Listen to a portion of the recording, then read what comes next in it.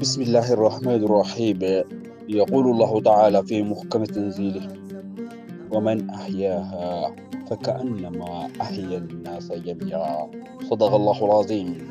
أيها المستمعون الكرام، السلام عليكم ورحمة الله. مرحبا بكم في راديو دارندوكا MS 1919 مع صوت شعب دارندوكا.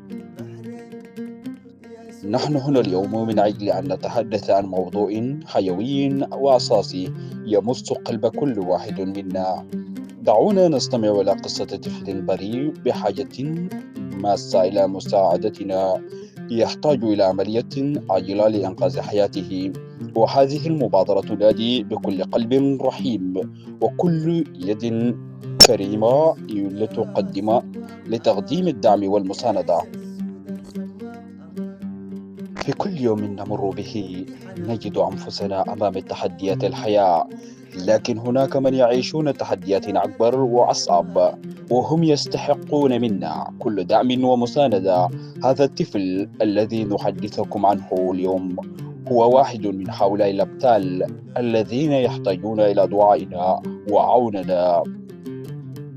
إنقاذ حياة طفل ليس مجرد عملية جراحية، بل هو إنقاذ لمستقبل كامل.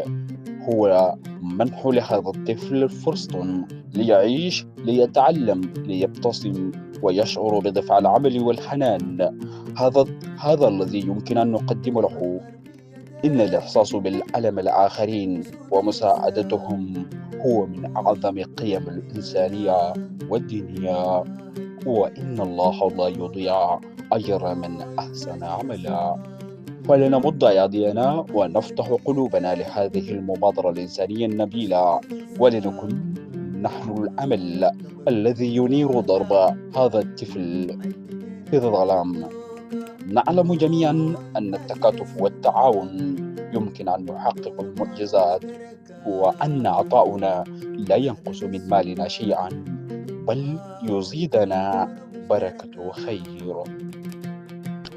دعونا جميعا للمشاركة والتبرع بما نستطيعون، سواء كان ماديا أو بدعاء صادق من قلوبكم الطيبة.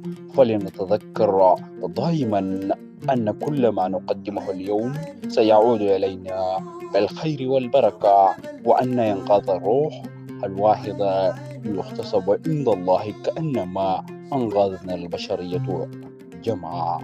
ختاما نشكركم على حسن الاستماع وكرمكم الكبير، ونسأل الله أن يبارك في جهود الجميع وأن يوفقنا لما فيه الخير والثلاء.